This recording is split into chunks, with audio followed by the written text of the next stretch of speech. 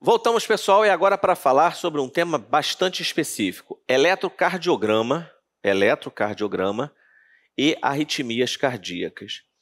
Como eu falei, as bancas têm subido um pouco o nível de questões de técnico de enfermagem por entender que muitos técnicos hoje são enfermeiros também e vão fazer as provas dos técnicos, né, para o cargo de técnico de enfermagem. Então ele vai e sobe, né, um degrau. A nossa turma preparatória, ela atende ao Brasil inteiro. Então a gente olha o panorama dessas provas do Brasil e das grandes, né, bancas de concurso, e todas elas começaram a puxar questões para o lado do eletrocardiograma na parte básica. E entendendo que na emergência, em especial, o técnico de enfermagem também tem que ter um conhecimento mínimo ali para acionar o enfermeiro numa situação crítica. Então eles começaram a cobrar melhor o resultado, né, o entendimento sobre eletrocardiograma. O eletrocardiograma nada mais é do que um exame, através de uma máquina, que registra a atividade elétrica mecânica do músculo cardíaco. Por que eu coloquei assim, elétrica e mecânica? Porque, na verdade, a máquina capta a atividade elétrica do músculo cardíaco, mas ela acaba, né, sendo também determinada pelo movimento mecânico do músculo. Então, para a gente começar a entender o processo, o músculo cardíaco ele vai ter um movimento de contração chamado sístole e um movimento de quando ele bombeia o sangue, né, sístole, e ele relaxa, e aí nós temos o movimento de diástole. Quando esse músculo contrai para a sístole, do ponto de vista elétrico, nós dizemos que ocorreu a despolarização das células. Então, quando você despolariza, o músculo contrai. E quando você repolariza, o músculo relaxa. Então, a partir de agora, nós vamos associar esses dois termos. Despolarização, nós vamos associar a contração do músculo cardíaco. E repolarização, nós vamos associar a um relaxamento. Isso é para ficar mais fácil, tá, gente? Aqui está uma figura projetada que eu encontrei no Google e trouxe, então não é uma figura que eu, Valdemir, criei. Eu sempre gosto de deixar clara que existem pessoas que fazem trabalhos e colocam lá no Google, e toda vez que a gente pega, a gente tem que dar o crédito. Então tem um site especializado em eletrocardiograma que eles fizeram essa figura, eu achei interessante, copiando e estou dando crédito a eles, tá?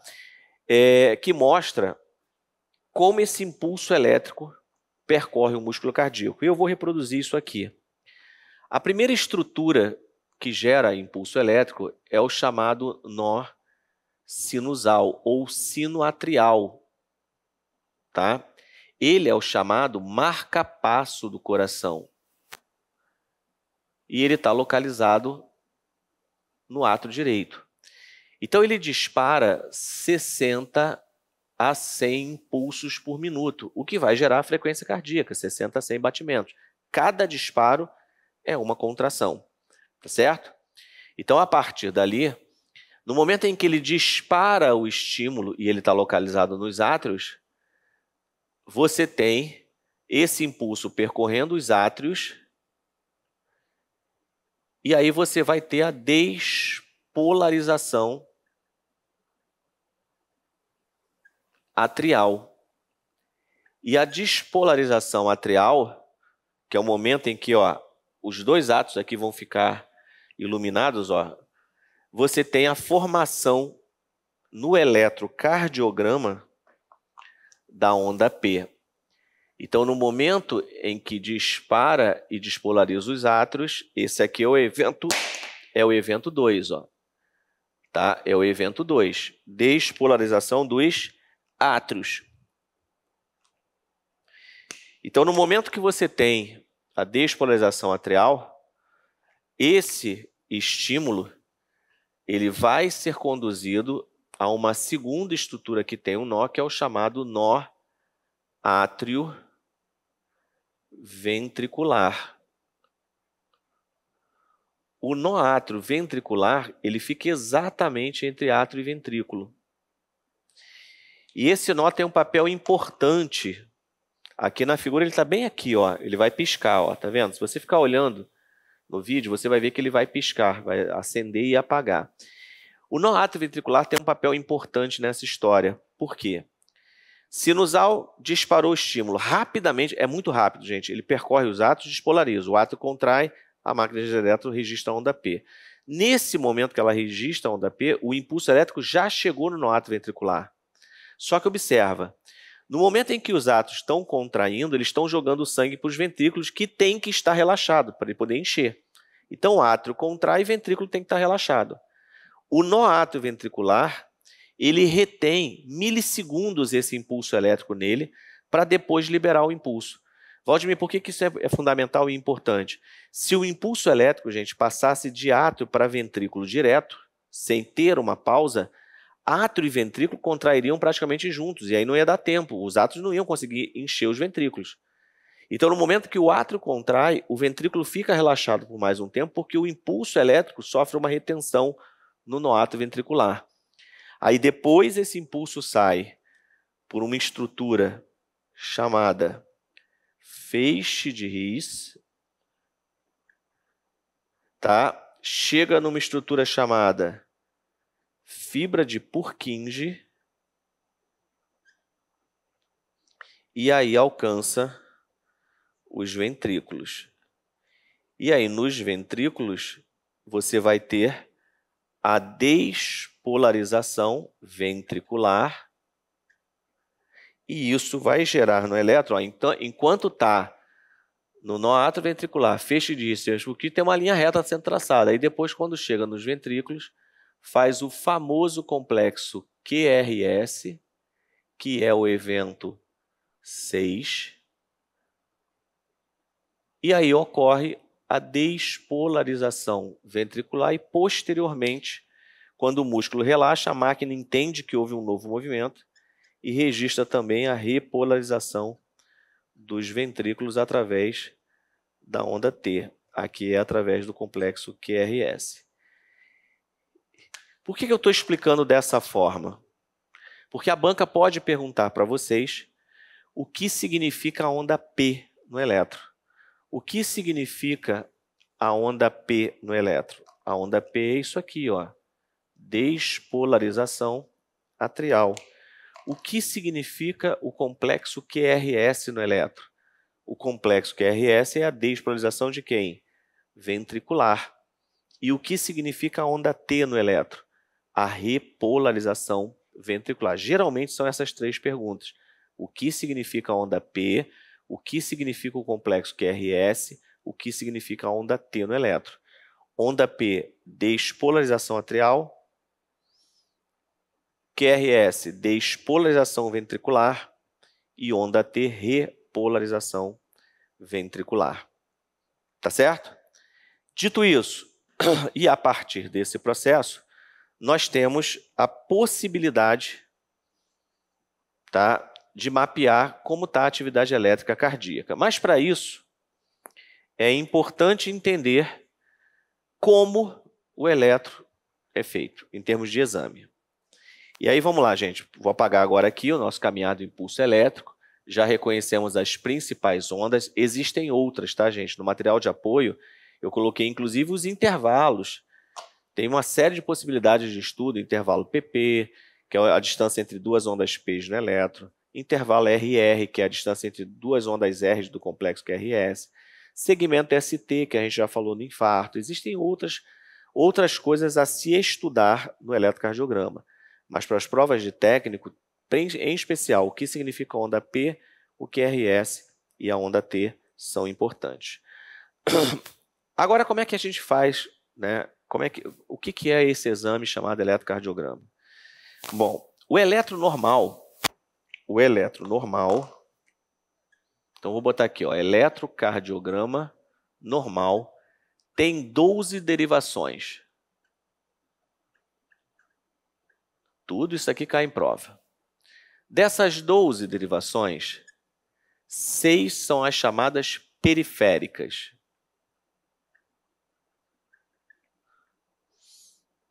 E outras 6 são chamadas de precordiais. Então, na verdade, aqui agora eu não vou me deter, gente, explicando a fundo a questão do eletrocardiograma. Eu não vou explicar a fundo o eletrocardiograma. Por quê? Porque eu preciso que você entenda a pergunta de prova. Então, eu vou direto ao ponto, tá? Isso, normalmente, quando eu dou um curso de eletrocardiograma para técnico de enfermagem, eu aprofundo mais para vocês entenderem o processo, mas aqui não dá tempo de discutir tudo. Então, a gente vai ser mais direto e mais objetivo. Vamos relembrar, e se você nunca rodou eletro, preste atenção, que você vai começar a entender.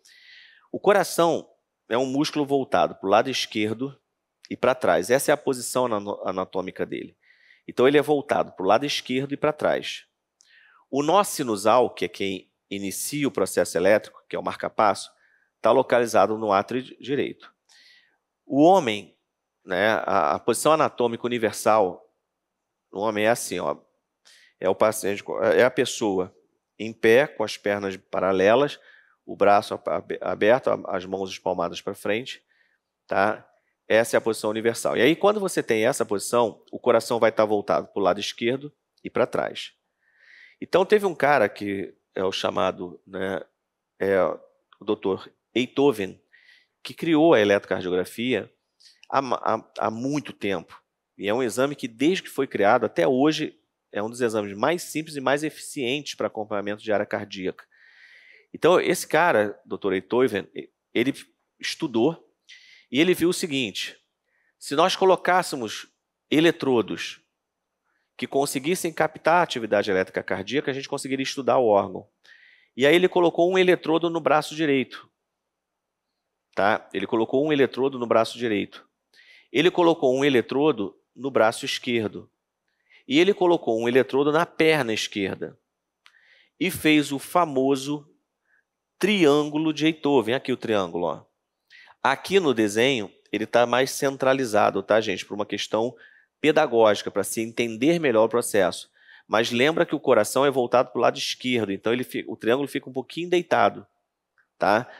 Na prática, o triângulo de Einthoven, tá? Ele é entendido assim, ó. Ele é assim, ok?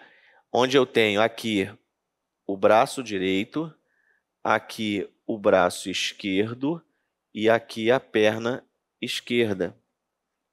Valdemir, e a perna direita? A perna direita é o fio terra do sistema, ela não participa do eletrocardiograma. E nós temos as cores padronizadas no eletro. Né? As pás que vão fazer a captação da atividade elétrica têm cores. E essas cores são assim, ó. O preto, o eletrodo preto, é na perna direita. Por quê? Porque na perna direita é o fio terra, então é o preto. No braço direito é o vermelho. É o eletrodo vermelho. No braço esquerdo é o eletrodo amarelo. E na perna esquerda, no braço esquerdo é o amarelo. E na perna esquerda é o eletrodo verde. Então funciona assim. Do lado do coração, o Brasil. Cores mais fortes embaixo, cores mais suaves em cima. Então o verde é embaixo, o amarelo é em cima. Do lado direito, vermelho e preto, sendo que as cores mais fortes embaixo. Então preto embaixo e o vermelho em cima.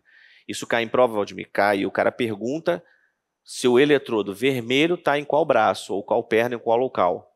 E aí você tem que lembrar que o eletrodo vermelho está no braço direito.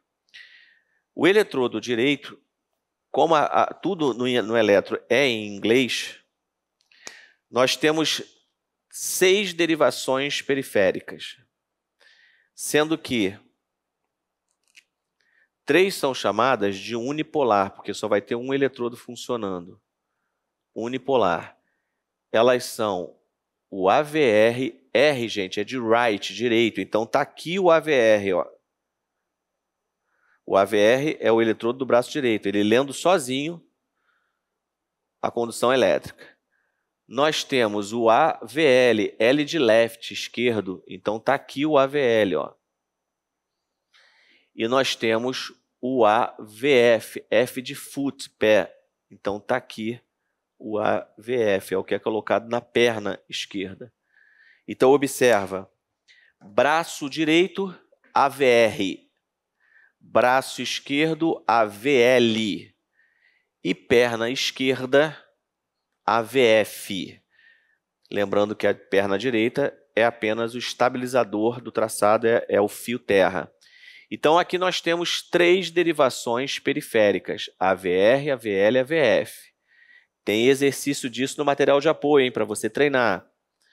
E aí nós temos as bipolares. Olha aqui, ó, bipolar utiliza 2 eletrodos, e aí nós temos D1, D2 e D3.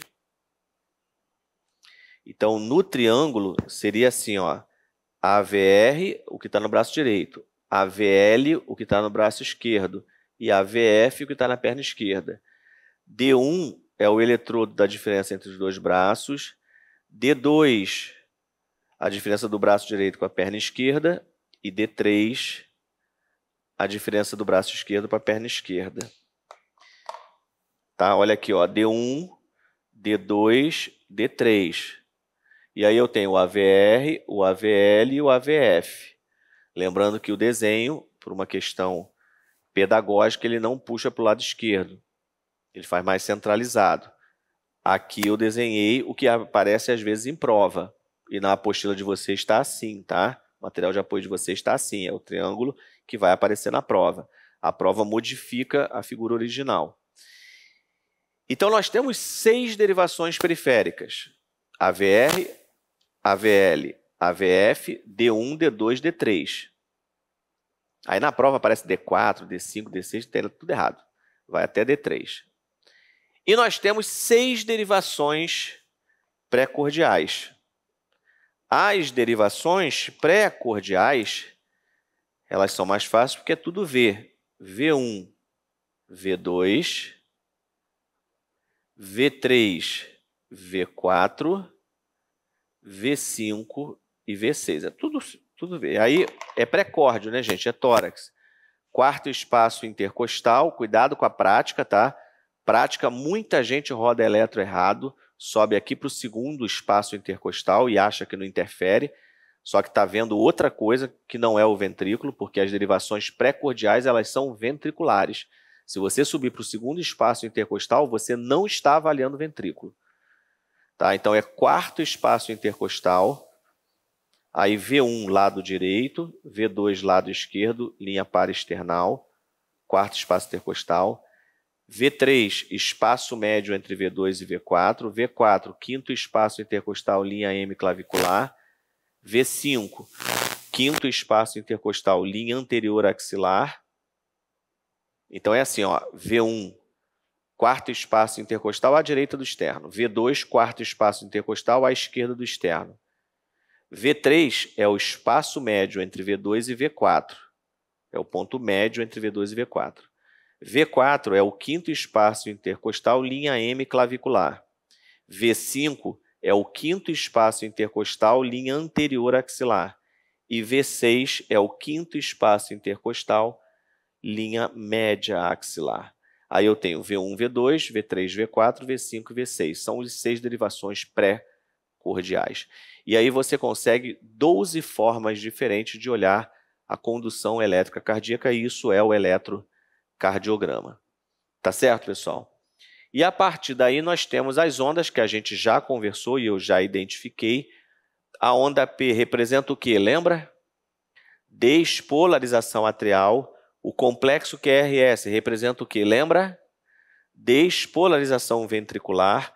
E a onda T representa o quê? Lembra? Repolarização. Aqui a contração do átrio, aqui a contração do ventrículo e ali o relaxamento do ventrículo. Valdemir, por que não aparece no eletro o relaxamento dos átrios?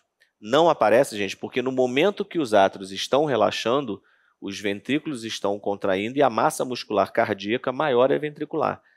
Então, a máquina registra a contração dos ventrículos e não vai conseguir registrar o relaxamento dos átrios porque ela é sobreposta pelos ventrículos. E como a massa ventricular é tão grande, quando ela relaxa, aí faz uma onda específica, que é a onda T. Tá certo? Então, tá aqui, ó, onda P, repolarização atrial, QRS, onda P, despolarização atrial, despolarização é a contração dos átrios, o QRS, despolarização ventricular, e a onda T, repolarização ventricular. E aí, lembrando que existem outras coisas no eletro, como intervalo PR, segmento ST, que eu não vou entrar no mérito, mas que existem outros intervalos para estudo. Bom, o nosso corpo é perfeito.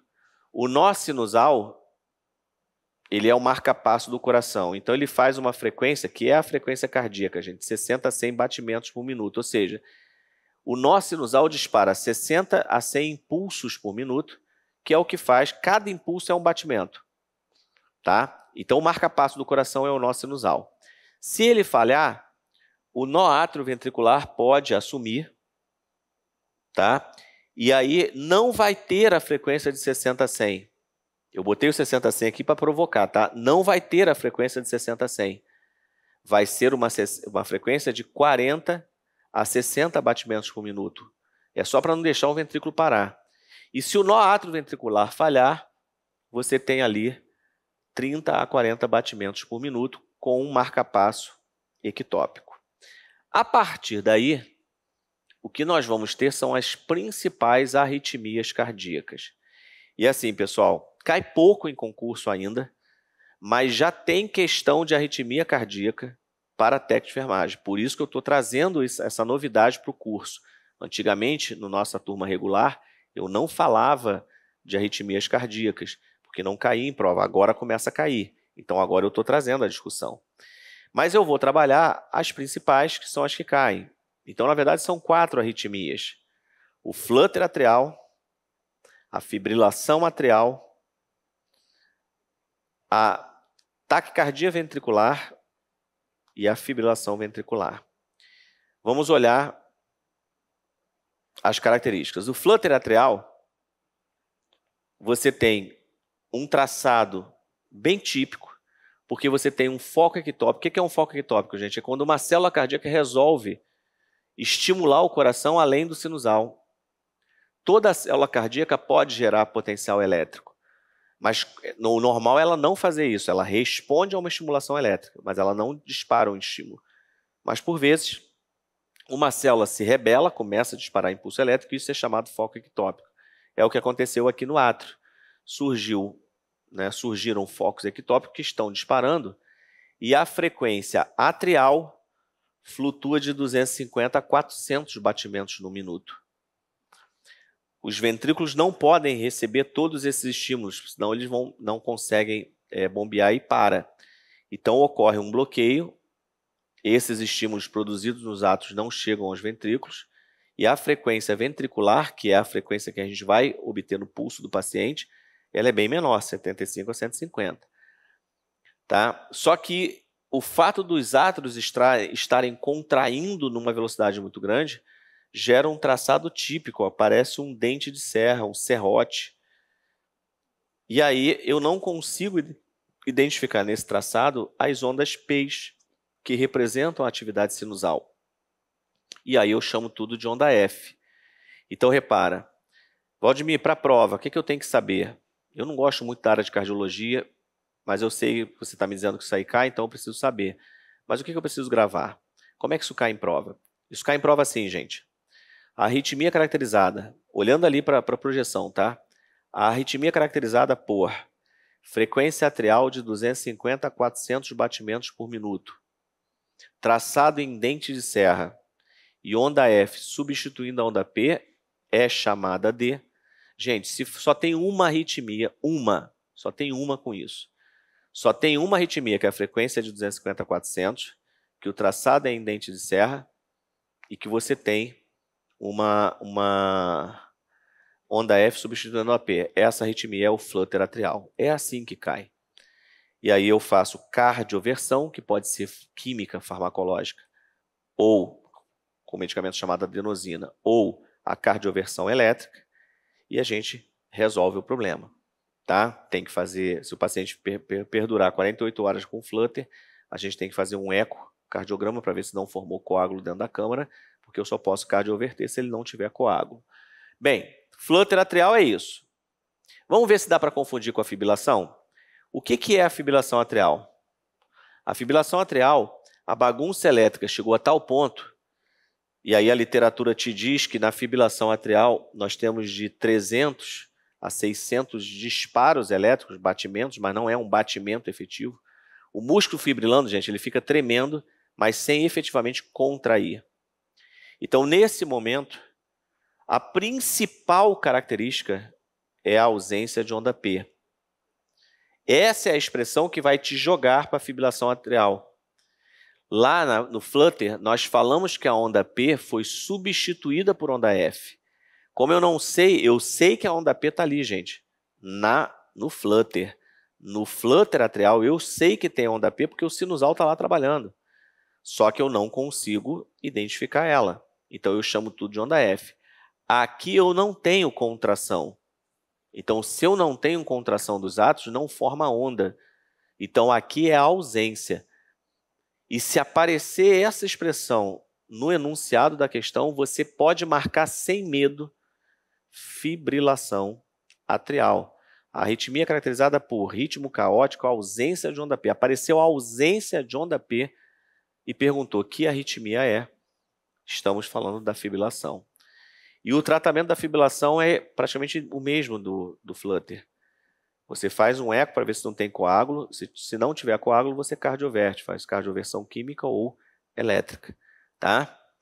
E a partir daí, as duas arritmias ventriculares, taquicardia ventricular e fibrilação ventricular. Todas as duas têm um QRS amplo e bizarro. Todas as duas eu não consigo ver a onda P e o intervalo PR não pode ser medido.